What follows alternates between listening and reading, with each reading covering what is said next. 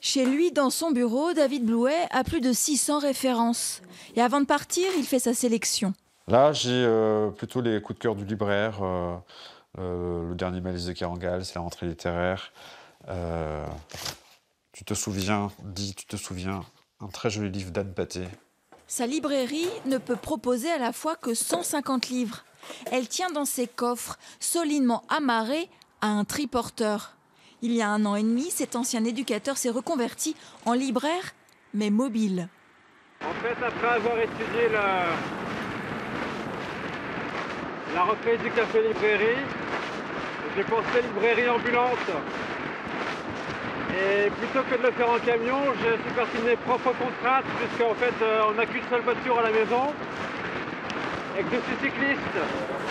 Et ses clients, il les rencontre essentiellement sur le marché de Bourbon-l'Archambault tous les samedis matins.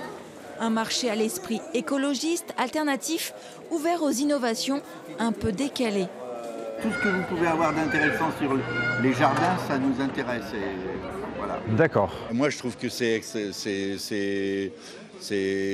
pittoresque, c'est sympathique, c'est écolo, c'est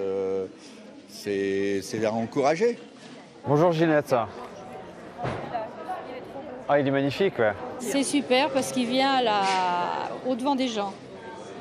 Ça évite, par exemple, qu'on aille dans les grandes surfaces où on ne trouve plus tellement de librairies. Et il vient à notre portée. Je rends un service aux gens.